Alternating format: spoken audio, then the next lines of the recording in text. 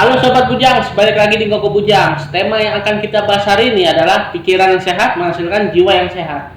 Jangan lupa di like, subscribe, and share. Jangan lupa di komen. Tonton sampai habis.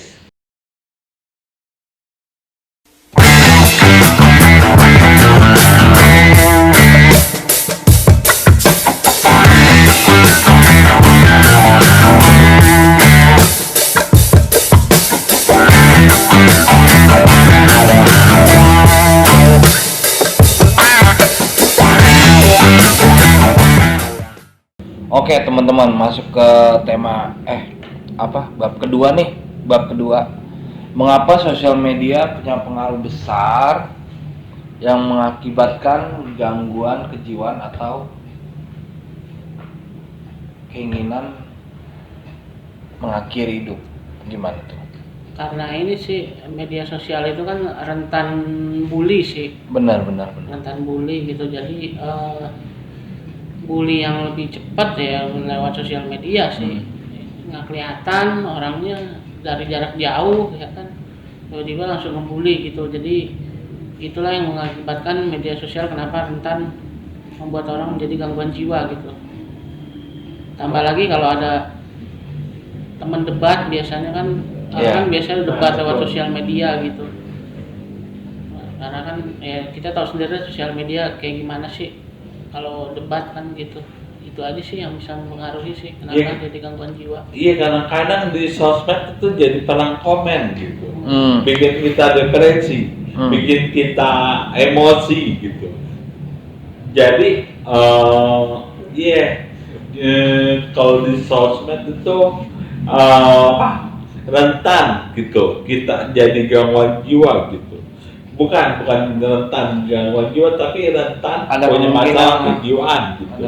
Karena kan ada di situ ada prostitusi, ada penipuan gitu kan, ada kayak dapat giveaway tapi bohong gitu. Kayak siapa artis luar sana yang katanya ngasih giveaway tapi bohong gitu. Ada juga edukasi abal-abal ya. Iya, edukasi abal-abal.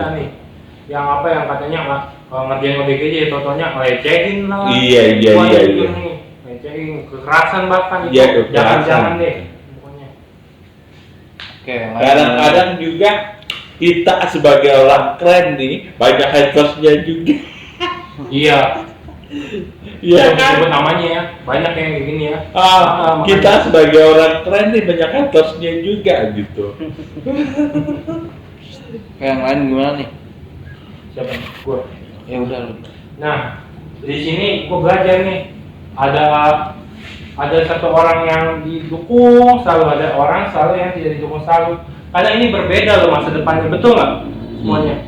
Nah, kayak contohnya nih, si A nih, dia selalu didukung sama teman-temannya. Lu hebat ya, gini-gini, bercanda-canda di sosmed, gini. Oh, gua dapat coklat nih Valentine, misalnya gitu kan. Si B selalu diremehin, gini. Kita memang sebenarnya di sosmed harus cerdas juga sih sebenarnya sih.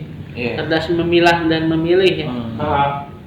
Posting yang Yang baik-baik lah. yang toksik. Toksik yang Yang tidak toksik mengandung jangan toksik lah. Iya, tidak mengandung toksik, pokoknya. jangan direkam gitu. Katanya sih kalau misalnya sosmed itu ya yang konyol-konyol lah gitu, biar orang tuh nggak nganggep kita tuh masa depannya nggak diinin orang lah gitu katanya.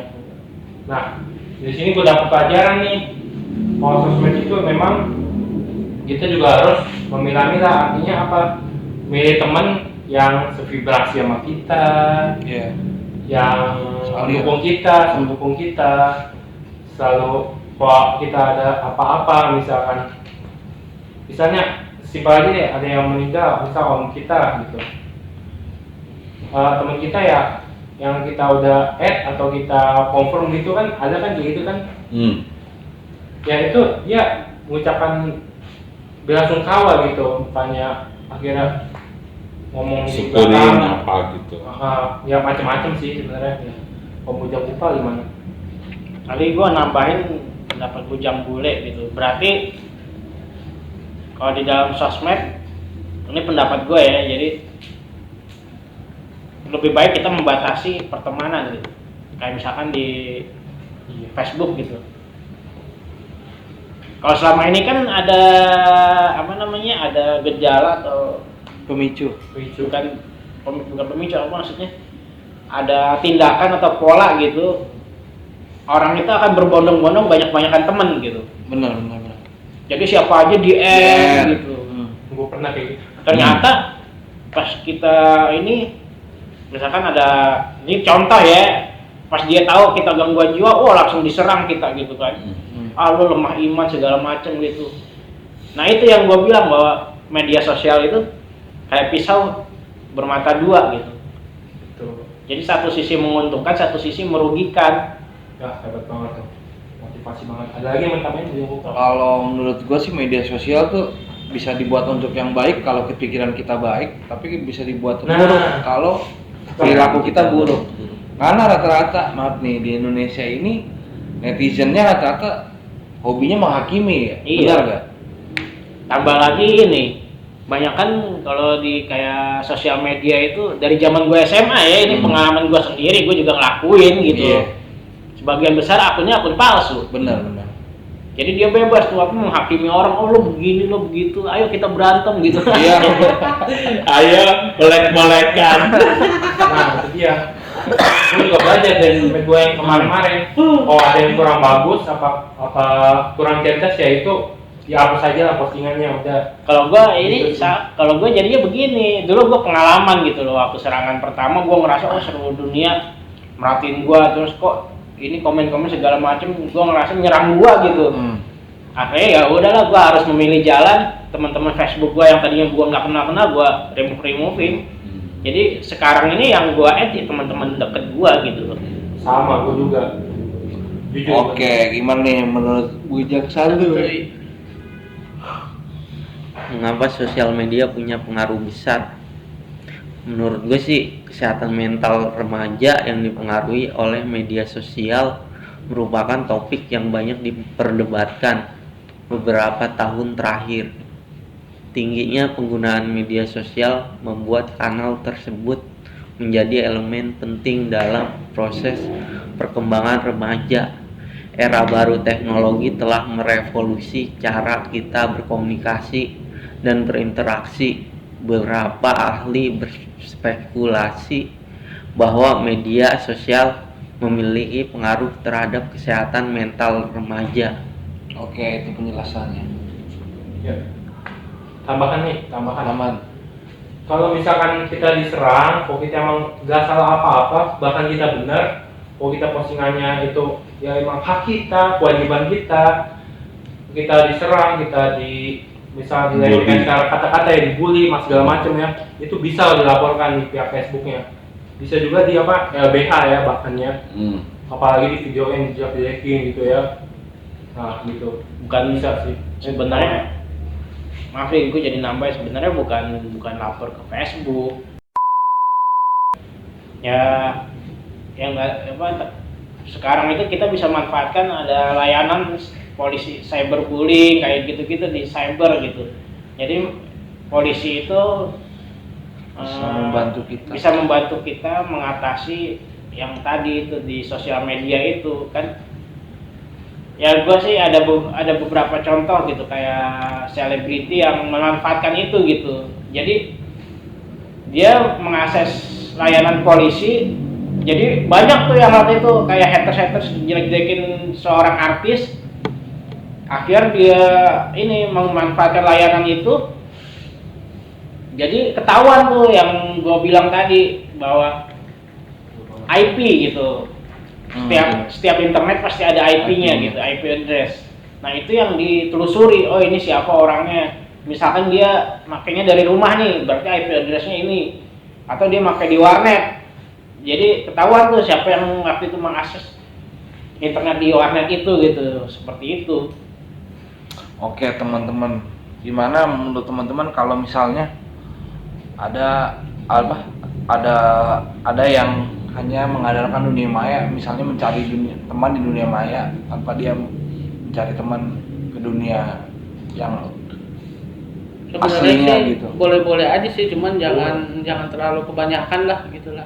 Saling mengimbangi aja sih antara dunia maya dan dunia nyata gitu. Nah iya benar. Saling mengimbangi gitu. Jangan terlalu ke dunia maya juga, fokus ke dunia maya juga, tapi kita harus fokus juga ke dunia nyata dan bersosialisasi di masyarakat setempat gitu. Dan tambah juga terbukanya juga harus membedakan juga antara diary, antara sosmed, antara ini gitu kan. Nah itu dia. Gimana yang lain? Kalau gue bilang ini pengalaman dari organisasi kita ya, KPSI gitu. Jadi sebagian besar orang-orang di KPSI itu giliran di Facebook itu sampai ratusan ribu gitu, tapi giliran ketemuan gitu atau kopi darat cuman berapa orang gitu. Jadi mereka hanya berani, bahasanya mereka hanya berani di medsos. Tapi untuk ketemu di dunia nyata mereka takut. Benar. Jadi ya entah takutnya karena apalah, atau karena halusinasi, karena waham, kurang tahu gitu. Cuman gue bilang yang tadi, kalau lo masih di dunia maya, dunia lo cuma segitu doang. Lo adanya di kamar, akses udah. Tapi masalah lo belum selesai gitu loh. Iya. Kenapa? Karena manusia itu makhluk sosial, gue bilang. Jadi berinteraksi dengan masyarakat, dengan apa, itu salah satunya. Makanya gue salah satunya dulu ke KPSI, yaitu. Jadi gue diajarin bagaimana cara gue mulai berinteraksi dengan masyarakat lagi gitu. Minimal dengan teman-teman di KPSI gitu. Jadi gue tahu, oh kalau gue berinteraksi gue harus begini.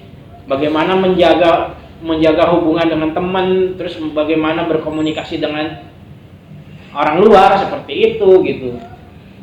Ya kalau gue sih sama kayak teman-teman yang lain. Kalau kita hanya di dunia medsos saja, kita nggak ke dunia nyata, maksudnya dunia yang ada gitu nih, dunia yang real.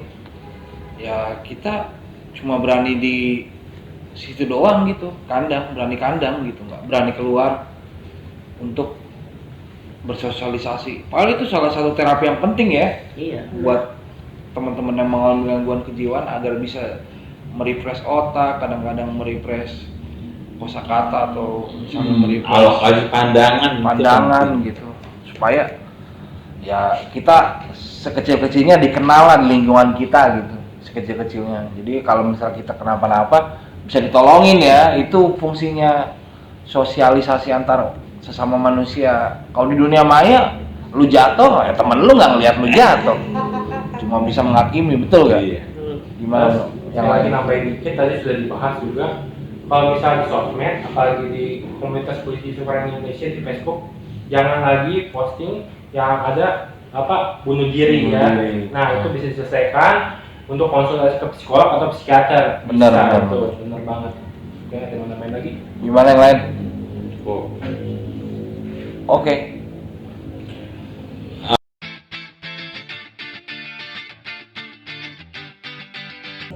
Hai Sobat Peduli Jiwa, saya Patrick, anggota KPSI, ingin menawarkan kaos KPSI dengan ukuran S sampai XXL. Kalian yang ingin memesan kaos KPSI ini bisa melalui Tokopedia di Galeri KPSI dan bisa menghubungi kontak saya yakni 0877 8564 1902. Ya, kaosnya yakni seperti ini. Kalian bisa mendonasikan untuk KPSI untuk bertahan di link ini. Sampai jumpa.